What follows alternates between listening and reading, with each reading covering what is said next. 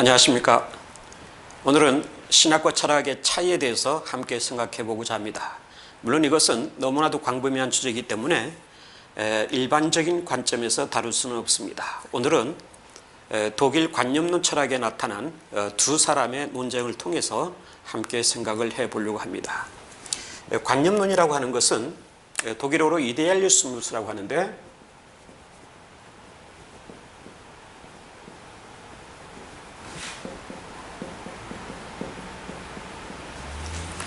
계몽주의 시대 이후에 성행했던 하나의 철학적인 사조라고 할 수가 있습니다.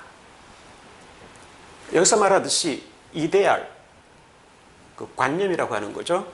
이것을 중시 여기는 것인데, 쉽게 말하자면은 이상적인 것을 전제해서 거기에서 어떠한 이론들을 도출해내고자 하는 것을 말합니다. 이것을 이데아라고 이데에라고 하는데, 독일어로는 이념이라고 할 수가 있죠. 이념의 세계를 다루는 것이라고 할 수가 있습니다. 좀 더 구체적으로 말씀을 드리면은, 이 독일 관념론에 있어서는 세계를 크게 두 가지로 봅니다. 하나는 우리가 거처하고 있는 이 현실적 세계가 있는 반면에, 또 하나는 관념의 세계가 있다고 하는 거죠. 이것은 우리의 사고를 통해서 또는 이성의 추구를 통해서 파악이 될 수 있는 그러한 세계를 말합니다. 여기서 관념론이라고 하는 것은 후자, 즉 우리의 사고를 통하여서 추론되어지는 혹은 이성을 통해서 추구되어지는 그러한 세계를 다루는 것이라고 할 수가 있습니다. 물론 이 역사 내의 현실적인 세계를 완전히 무시하지는 않습니다. 그것과 연관 속에서 다루지만은 이것을 중시하고 있는, 아니면 어떤 면에서는 이것을 전제하고 있는 그러한 사조라고 할 수가 있습니다.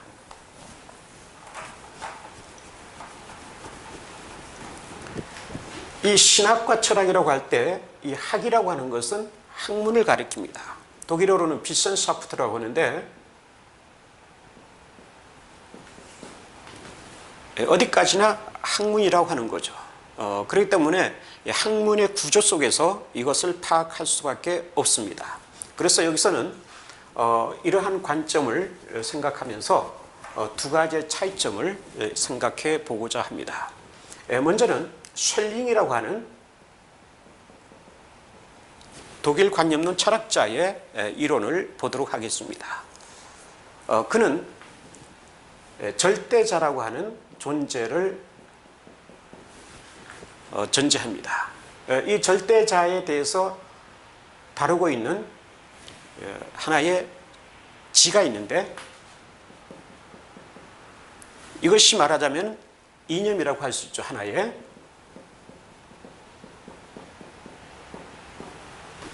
근데 이 지를 쉘링은 근본지라고 부릅니다.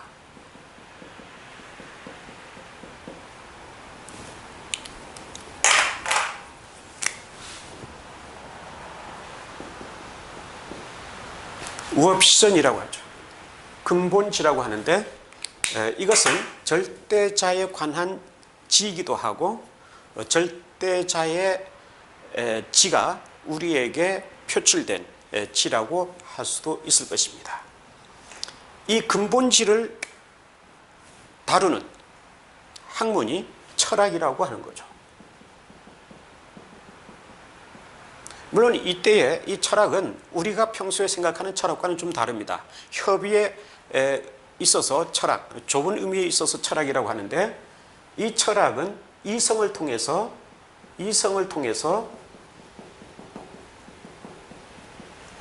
이 근본질을 가장 잘 파악하는 학문이라고 보는 겁니다.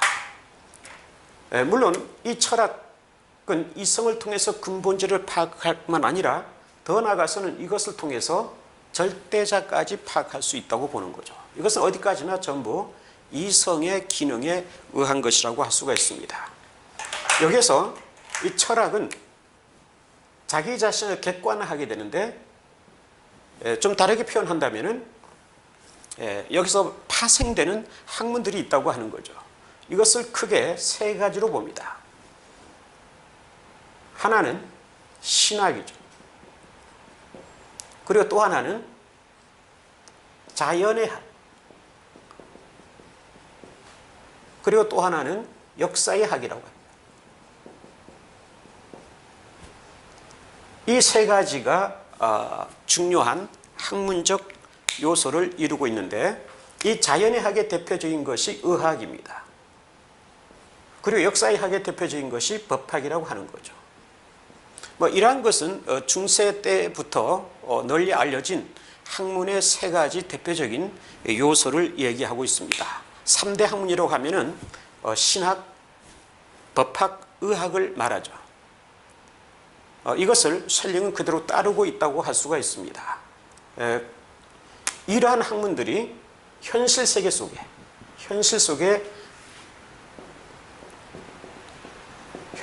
속에 주어져 있다고 보는 거죠. 그래서 이 현실 세계 속에서는 이러한 자연의 학, 그리고 역사의 학을 통해서 여러 가지 학문들이 세분화돼서 나타나게 됩니다. 이러한 것을 가리켜서 셜링은 이 개개의 학문들이죠. 개개의 학문들은 국가에 의해서 성립이 되는 것이라고 봅니다. 국가에 의해서 또는 제정이 된다든지 국가에 의해서 지정이 되는 그러한 학문들이라고 보는 거죠. 그래서 이것을 가리켜서 실정 학문이라고 합니다.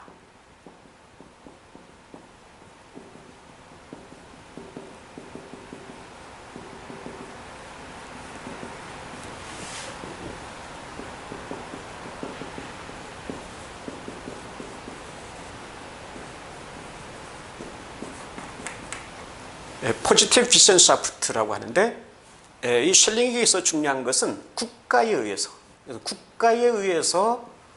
성립이 된다고 하는 거죠. 그래서 국가를 이성의 최고의 기관이라고 보게 됩니다. 자, 여기서 중요한 것은 셜링은 이성을 통해서, 즉 철학이라고 하는 학문을 통해서 근본질을 추구할 수가 있고, 이 근본질을 통해서 절대자까지도 추구할 수 있다고 봅니다. 여기서 이 철학이 객관에서 나타난 학문들 중에 신학은 절대자의 본질,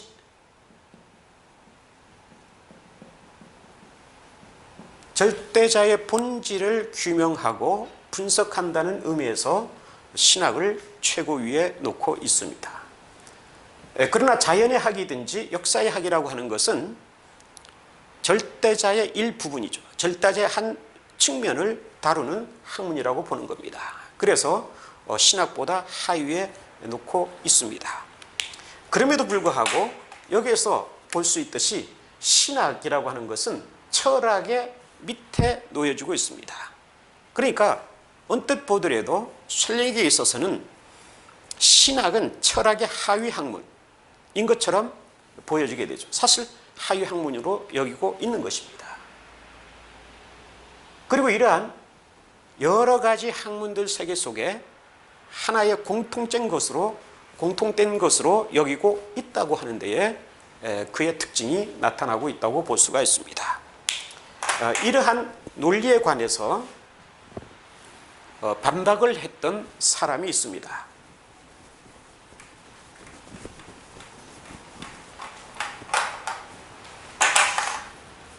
슐레이마라고 하는 사람인데,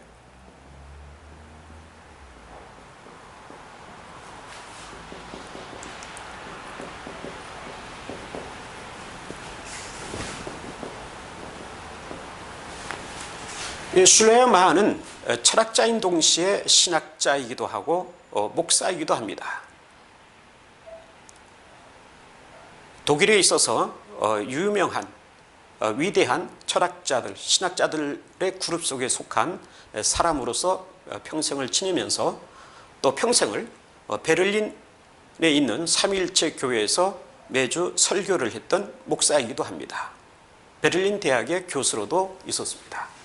그는 셜링에게서 많은 영향을 받으면서 또 그를 연구했습니다. 그러나 그는 셜링의 영향을 받을 뿐만 아니라 그의 이론과 그의 사상들을 반박하고 논박하는 가운데서 자기 나름대로의 철학적인 사상, 더 나아가서는 신학적인 사상들을 전개해 가게 됩니다. 이 점에 관해서만 국한해서 본다면은 술라이만은 물론 역시 절대자를 말합니다. 그리고 우리가 존재하고 있는 현실 세계, 이것을 인정합니다. 그러나 이러한 쉘링의 구조와는 다르게 그는 소위 변증법적인 방법을 통해서 자신의 이론을 전개해 가게 되는데, 그는 이 이념이라고 하는 이 이념의 전제, 이것을 쉘링과는 다르게 생각을 하게 됩니다. 하고 있다고 할 수가 있습니다. 먼저 슐라이마는 현실 세계 속에 있는 여러 가지의 학문들, 아까 셜링이 말한 실정적 학문이라고 하는 것을 얘기합니다. 이것은 실정적 학문이죠.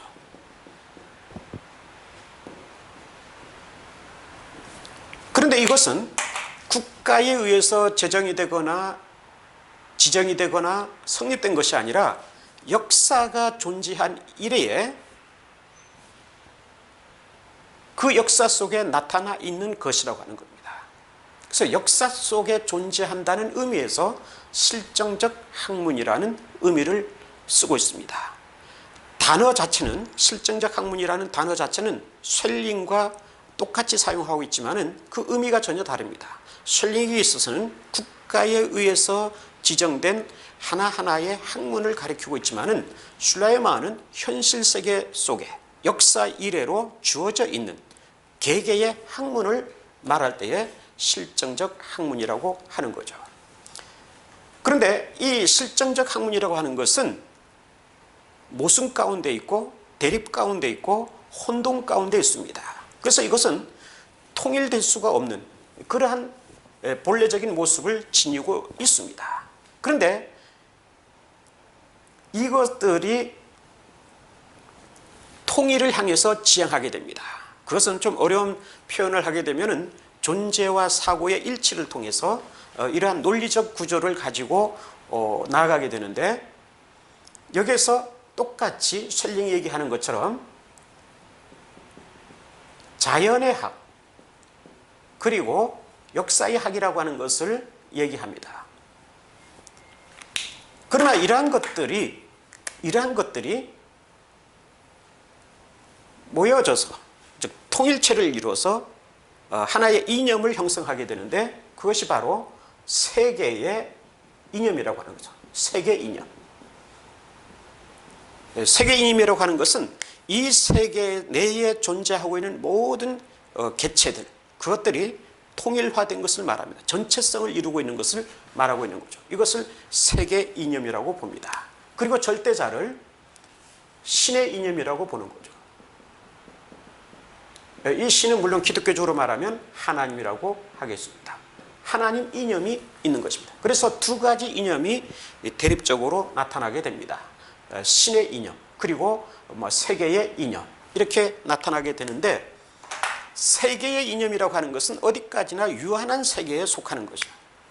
그러나 신의 이념이라고 하는 것은 무한한 세계에 속하는 것이고, 이것은 완전한 것입니다. 여기에는 모순이 있을 수 없고 대립이 있을 수 없습니다. 그러나 세계 이념 속에는 대립이 존재할 수가 있는 것이죠. 그리고 이 세계의 이념을 가지고 절대자에 이를 수가 없습니다.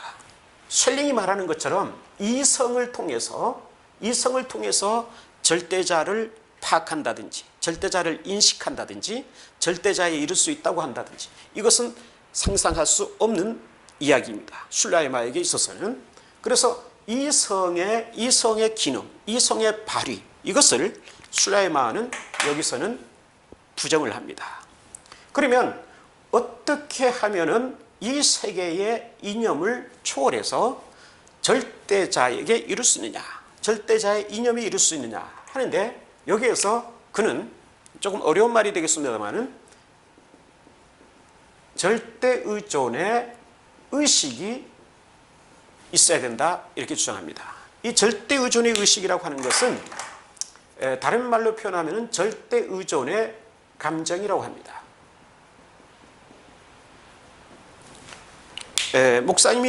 목사님들이든지 아니면은 신학교 교수님들은 이 절대 의존의 감정에 대해서 들어본 경우가 있다고 생각을 합니다.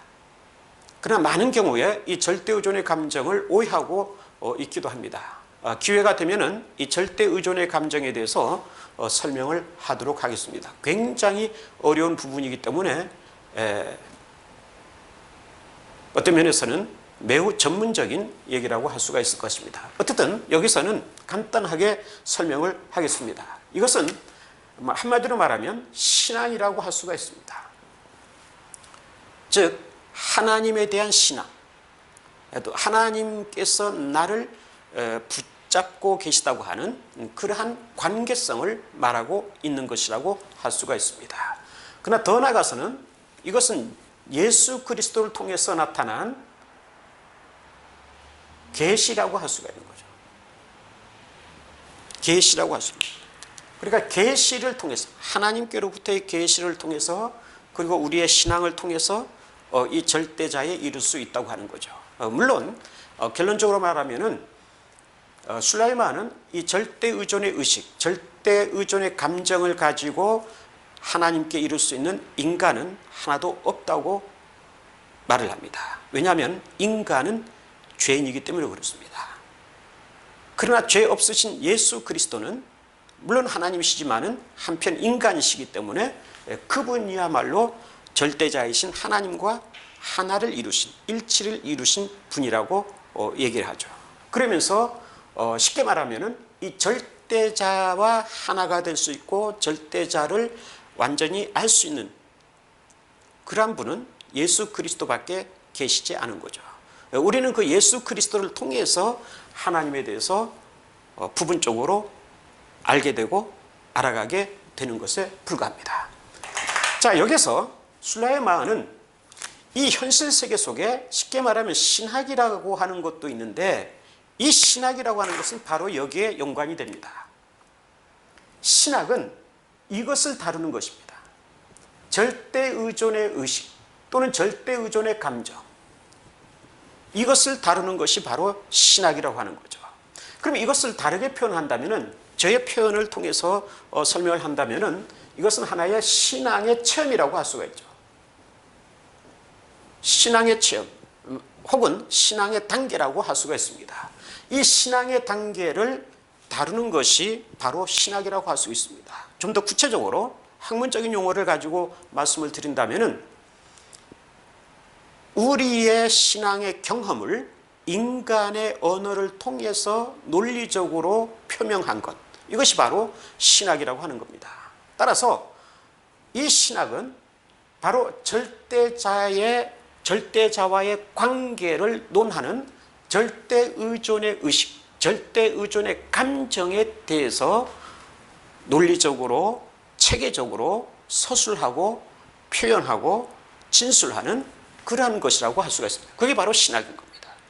따라서 여기서는 셀링이 말하는 것처럼 철학 밑에 신학이 있다든지 혹은 철학에서처럼 이성을 통해서 절대자에게 이룰 수 있다든지 하는 것은 얘기하지 않습니다. 철저하게 신앙의 세계 속에서 그 세계를 인간의 언어를 가지고 표현해내는 것이 바로 신학이라고 하는 거죠. 그래서 쉘링이 말하는 철학적인 세계와 술라이마가 말하는 신앙의 세계, 즉 신학의 세계라고 하는 것은 전혀 다름을 볼 수가 있습니다. 쉘링은 어디까지나 신학을 철학의 밑에다 두려고 노력을 했습니다. 이것은 18세기 계몽주의 이후에 나타난 철학자들에게서 볼 수 있는 하나의 경향이라고 볼 수가 있습니다. 그러나 술라이마는 그것을 부정합니다. 신학과 철학이라고 하는 것은 전혀 별개의 학문이고 별개의 독립된 분야를 형성하고 있다고 하는 거죠. 물론 술라이마는 신학을 전개하는 데 있어서는 철학을 부정하지는 않습니다. 철학적인 여러 가지 소재, 철학적인 연구의 성과, 이런 것들을 많이 원용을 합니다. 그렇지만은 그 출발에 있어서는, 신학의 출발에 있어서는 철학과 상관이 없고 이성과도 상관이 없다고 하는 겁니다. 단지 신앙이 바로 신학의 토대이고 그것이 바로 하나의 출발점을 이루고 있다고 하는 것입니다. 이렇게 볼 때 우리는 철학과 신학의 분명한 차이점을 발견할 수가 있습니다. 이것을 우리가 오늘 이 시대 속에서 잊어버려서는 안 될 사항이고 더 나아가서는 이것을 더욱더 분명히 함으로써 신학과 철학의 경계선을 분명히 하지 않으면 안 될 것이라고 생각을 합니다.